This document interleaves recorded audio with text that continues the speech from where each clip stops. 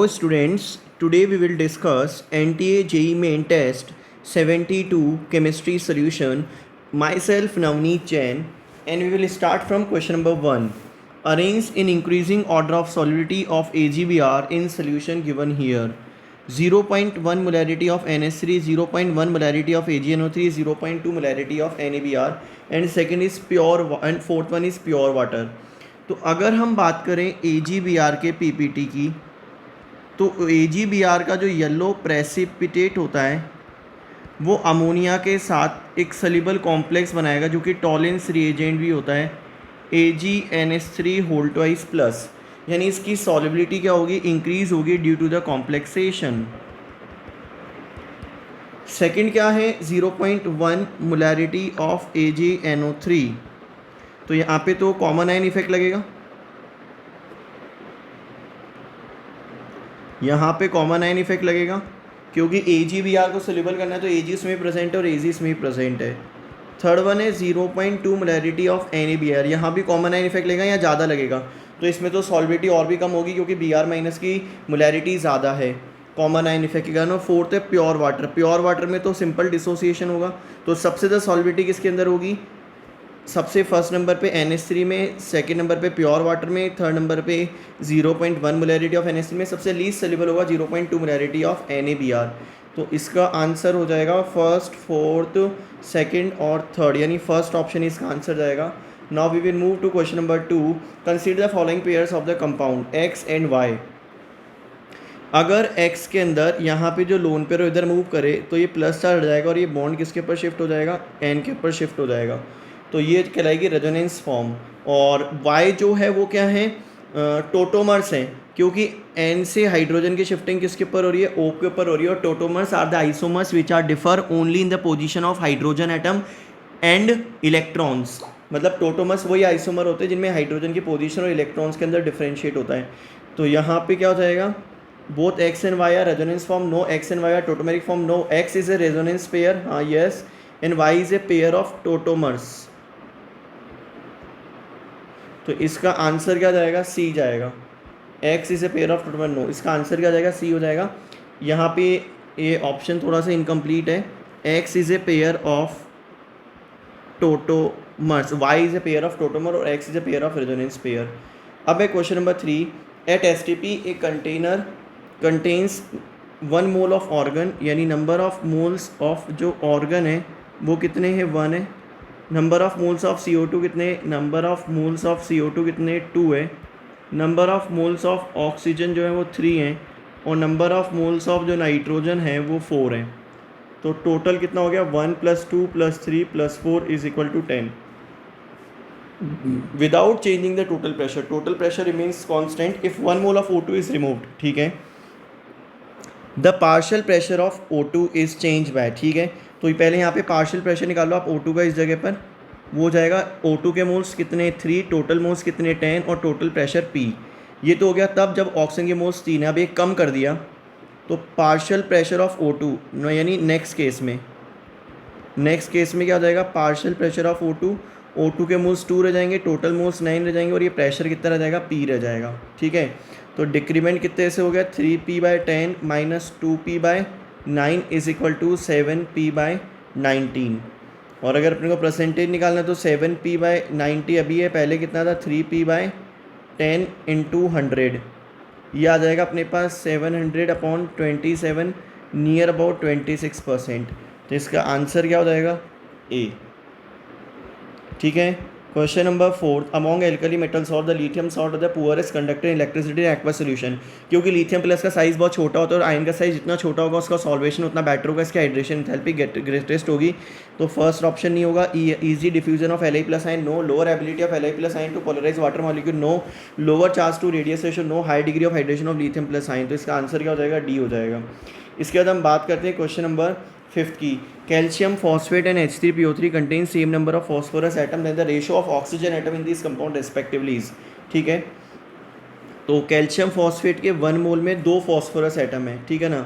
तो 1 mole of Ca3PO4 whole twice contains 2 mole of P atom, ठीक है ना, 1 मोल में, ठीक है ना।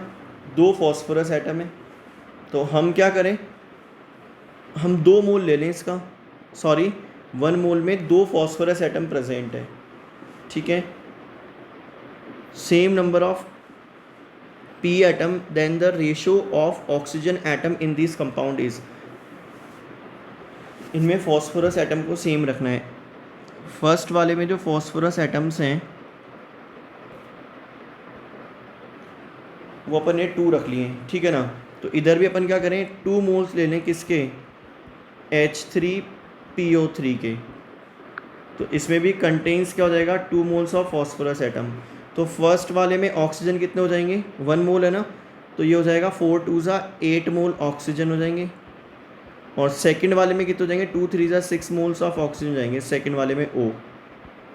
तो हो जाएगा 2 4 जाए 2 3 6 4/3, यानी इसका आंसर क्या हो जाएगा, D हो जाएगा। ये क्वेश्चन नंबर 5। क्वेश्चन नंबर 6 की हम बात करें, क्वेश्चन नंबर 6 में 1 मिथाइल साइक्लोहेक्सेन है, तो पहले फ्री रेडिकल हैलोजिनेशन होगा, 3 डिग्री फ्री रेडिकल बनेगा जो कि हाईली स्टेबल होगा, फिर E2 होगा तो यहाँ पे डबल बॉन्ड आ जाएगा, फिर सिन हाइड्रोक्सिलेशन होगा, ऑस्मियम टेट्रा ऑक्साइड, तो यहाँ भी OH और यहाँ भी क्या आ जाएगा, OH आ जाएगा। फिर पर आयोडेट ऑक्सीडेशन होगा, तो ये बॉन्ड टूट जाएगा, OH इधर और OH इधर, इधर से H2O निकल जाएगा, इधर से भी क्या निकल जाएगा, H2O निकल जाएगा। तो हमारे पास जो कंपाउंड बनेगा वो कुछ ऐसा होगा, 1 2 3 4 5 6 7।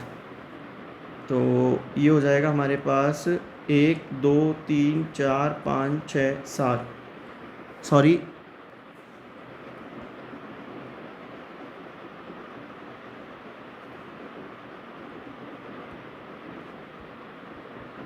यहाँ पे OH और यहाँ पे OH, इधर OH और इधर भी क्या जाएगा OH। तो 1 2 3 4 5 6 और 7, 3 4 5 6 और 7, इधर एल्डिहाइड आ गया और इधर लास्ट से सेकंड पे कीटोनिक ग्रुप आ गया। तो एल्डिहाइड ग्रुप है क्या किसी के अंदर ऑप्शन में, एक ही ऑप्शन लग रहा है D, जिसके अंदर एल्डिहाइड ग्रुप प्रेजेंट है, तो इसका आंसर हो जाएगा D। क्वेश्चन नंबर 7 की बात करते हैं अपन।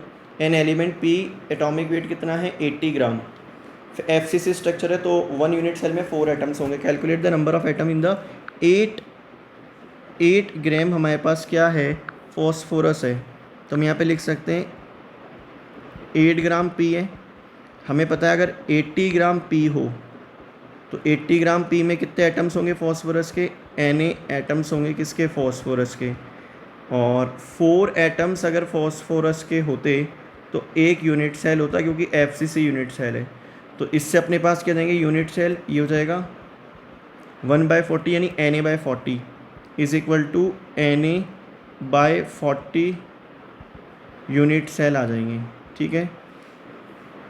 तो यहाँ पे आप Na की वैल्यू पुट कर दो, तो ये हो जाएगा अपने पास कितना, 0.025 इंटू 6.02 इंटू 10⁻23, तो ये हो जाएगा 1.5 इंटू 10⁻22 यूनिट सेल। एक भी ऑप्शन में नहीं है, तो इसका आंसर क्या हो जाएगा, नन ऑफ दीज। इसके बाद हम बात करते हैं क्वेश्चन नंबर 8 की। A salt is form by when a weak acid of dissociation constant 10⁻⁴ and weak base of dissociation constant 10⁻⁵ are mixed. Weak base और वीक एसिड का सॉल्ट है, तो यहाँ पे pH कैलकुलेट करना है। तो पहले तो आप देख लें K हमें कितना गिवन है, 10⁻⁴, तो pKa कितना हो जाएगा 4, और K भी कितना गिवन है 10⁻⁵, तो pK भी कितना हो जाएगा 5। तो वीक एसिड और वीक बेस के जो सॉल्ट का फॉर्मूला होता है 7 + half of pKa minus half of pKb। Week acid और वीक बेस का ये फॉर्मूला होता है, तो हो जाएगा 7 + 2 - 2.5 इज इक्वल टू 6.5। तो एक ही ऑप्शन लग रहा है C। फिर भी अगर आप डिग्री ऑफ हाइड्रोलाइसिस भी देखना चाहते हैं कि कैसे निकालना है, तो आप फॉर्मूला यूज़ कर सकते हो। वीक एसिड और वीक बेस के लिए √H = √KH is equal to √KW/KA into KB formula होता है। ये हो जाएगा 10⁻⁴, ये हो जाएगा 10⁻⁴, ये हो जाएगा 10⁻⁵। तो ये हमारे पास आ जाएगा √10⁻⁵, जो कि किसके इक्वल होगा, 3 × 10⁻³ के इक्वल होगा, ठीक है। परसेंटेज हाइड्रोलाइसिस निकालना है, परसेंटेज हाइड्रोलाइसिस हो जाएगा H × 100, तो 3 × 0.001 × 100 is equal to 0.3%. Now we will move to next question. Question number 9. Which of the following hydride of nitrogen is acidic in nature? Hydrazoic acid ammonia, N2H2 N2H4, hydrazine. तो N3H का जो A9 बनेगा ना, azide ion, वो resonance के through stabilise होगा, बाकी किसी का भी एनाइन स्टेबलाइज नहीं होगा। ये होता है एजाइड आयन। इस पे माइनस, इस पे माइनस, इस पे प्लस, और ये नेगेटिव चार्ज भी क्या है, डी लोकलाइज है। तो एजाइड आयन की स्टेबिलिटी के कारण, एजाइड आयन की स्टेबिलिटी के कारण, एक सेकेंड, यहाँ पे प्लस चार्ज आ गया, यहाँ पे क्या आ गया, ठीक है। तो इसलिए हाइड्रोजोइक एसिड जो होता है वो क्या होता है, सबसे एसिडिक हाइड्राइड है जो वहाँ पे गिवन हाइड्राइड उनमें से। उसके बाद है एसिड के साथ हीट करना है अल्कोहल को। तो सबसे पहले आपको क्या बनाना है, CH2OH2+, इसको रिमूव कर दिया तो यहाँ पे क्या आ गया, CH2+, फिर रिंग एक्सपेंशन हुआ, और जब रिंग एक्सपेंशन होगा तो हमारे को कुछ ऐसा स्ट्रक्चर मिलेगा रिंग एक्सपेंशन में, ठीक है। और फिर माइनस ऑफ जब H+ करोगे तो यहाँ पे बेंजीन फॉर्म हो जाएगा। तो आंसर हो जाएगा इसका B। 11th की बात करते हैं अपन। Which of the following is the correct for the first order reaction? Initial concentration of reactant A, X is the concentration of reactant reacted and T is the time, ठीक है। तो मेरे पास formula क्या होता है, K is equal to 2.303 upon T है, तो T उधर चला गया, log A upon A minus X, ठीक है। तो यहाँ पे आप देखें कौन कौन सा हमारे पास क्या आएगा, सही आएगा कर्व, ये बिल्कुल सही आ जाएगा। कितने कर्व हैं यहाँ पे, ये भी सही हैं, और log A upon A minus x और टाइम के बीच में खींचे तो ये भी कर्व सही आएगा। और ये हाफ लाइफ और इनिशियल कंसंट्रेशन तो 1/A⁻n-1 होता है। n फर्स्ट ऑर्डर है तो जो हाफ लाइफ है वो A के ऊपर डिपेंड ही नहीं करेगी, इंडिपेंडेंट रहेगी, क्योंकि यहाँ पे जो n है वो कितना है, 1 है। तो ये भी बिल्कुल सही है। तो तीनों ही ग्राफ सही लग रहे हैं, तो इसका आंसर क्या हो जाएगा, C हो जाएगा। The pair having the same magnetic moment, जिसमें अनपेड इलेक्ट्रॉन काउंट सेम होगा उसका मैग्नेटिक मूवमेंट भी क्या होगा, सेम होगा। COCl4 2-, इसके अंदर कितने अनपेड इलेक्ट्रॉन होंगे, 3, 3d6 हो जाएगा Fe2+, तो यहाँ पे 4 अनपेड इलेक्ट्रॉन आएंगे, यहाँ पे 4 आएंगे, और COCl4 2-, इसके अंदर वही 3 आएंगे, इसके अंदर 4 और इधर भी 4 और इसके अंदर 5 और इसके अंदर 4। तो सेम किस में आ रहे हैं, C में, क्योंकि अनपेड इलेक्ट्रॉन का काउंट क्या है, सेम है। क्रोमियम 2+ हो जाएगा D4, ठीक है ना, और Fe2+ हो जाएगा D6। तो D6 और D4 दोनों के अंदर 4 अनपेड इलेक्ट्रॉन ही रहेंगे। इसके बाद हम बात करते हैं क्वेश्चन नंबर 13 की।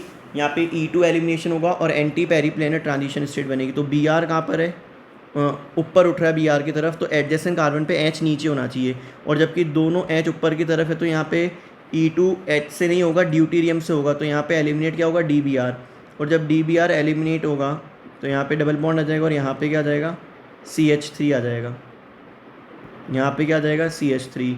तो 3-मिथाइल साइक्लोहेक्सीन है, ऑप्शन सी हो जाएगा। एंटी पेरीप्लेनर ट्रांजिशन स्टेट बनेगी तो DBr निकल जाएगा, क्योंकि Br ऊपर की तरफ है तो एडजेसेंट कार्बन पे H नीचे होना चाहिए, तभी एंटी पेरीप्लेनर ट्रांजिशन स्टेट बनेगी। अब दोनों में एडजेसेंट कार्बन पे दोनों में H ऊपर है, ड्यूटीरियम नीचे की तरफ है, तो DBr निकल जाएगा। Now question number 14, the chlorine end of the chlorine monoxide radicals carry a charge of +0.167 E, ठीक है।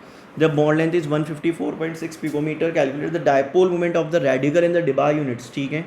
तो जो म्यू है वो अपना किसके इक्वल है, E.D के इक्वल है। म्यू कितना हो जाएगा, 0.167 E है, और हमें पता है एक इलेक्ट्रॉन पे कितना चार्ज होता है, 1.6 × 10⁻⁹ तो हमने इसको कूलाम में कन्वर्ट कर लिया, 2.67 × 10⁻20 कूलाम। अब हमारे को डिस्टेंस कितनी गिवन है, 154.6 पिकोमीटर, इसको अपने मीटर में चेंज कर लिया, 154.6 × 10⁻12 मीटर, ठीक है। तो अब म्यू लगा दो, म्यू इज इक्वल टू कितना हो जाएगा, 2.67 × 10⁻20, 154.6 × -12, ये आ जाएगा अपने पास कितना, 4.136 × 10⁻³ कूलाम × मीटर, ठीक है, और इसको डिवाइड में कन्वर्ट करना है तो डिवाइड लगा देंगे किसका 4.136 इंटू टू माइनस 630 को कुलाम मीटर में जिनका डिवाइड लग जाएगा 3.34 इंटू 10⁻30 का, तो यह आ जाएगा 1.24 डिवाइड। तो इसका आंसर क्या हो जाएगा, बी हो जाएगा। इसके बाद question number 15, for the reaction K P is found to be equal to K C, this is attain when temperature is, ठीक है। तो K P is K P upon K C is equal to होता है R T delta N. Delta N कितना हो जाएगा 2 - 1 1 हो जाएगा। के पी और के सी इक्वल है तो ये वैल्यू 1 हो गई यहाँ पे। तो आर इक्वल टू क्या हो जाएगा 1/t, क्योंकि डेल्टा एन कितना है 1 है इसलिए। तो आर जो होगा 1/t, तो टी इक्वल टू कितना हो जाएगा, टी इक्वल टू हो जाएगा 1/r। आर है अपने पास 1.0.082, तो यह जाएगा 12.18 केल्विन। 12.18 केल्विन कौन सा है, डी ऑप्शन है, ठीक है। इसके बाद हम बात करते हैं क्वेश्चन नंबर 16 की। क्वेश्चन नंबर 16 है बेंजीन इलेक्ट्रोफिलिक एरोमेटिक सब्सटीट्यूशन। तो यहाँ पे फॉर्म हो जाएगा पहले क्लोरोबेंजीन। क्लोरोबेंजीन का नाइट्रेशन किया तो मेजर प्रोडक्ट आपको क्या मिलेगा, पैरा वाला। और फिर KCN ETH हीटिंग है तो यहाँ पे न्यूक्लियोफिलिक सब्सटीट्यूशन होगा, नाइट्रो विड्रॉइंग ग्रुप है तो Cl रिप्लेस हो जाएगा CN से। इतना आसान नहीं होता बट हीटिंग है इसलिए हो जाएगा। तो आ जाएगा पैरा नाइट्रोबेंजोनाइट्राइल, पैरा नाइट्रोबेंजोनाइट्राइल, पैरा नाइट्रोबेंजोनाइट्राइल, यानी इसका आंसर क्या हो जाएगा, ए हो जाएगा क्वेश्चन नंबर 16 का। इसके बाद हम बात करते हैं 17 की, energy of ground state of He+, ठीक है। तो इसके लिए हम लगाएंगे -13.6 Z² अपॉन N²।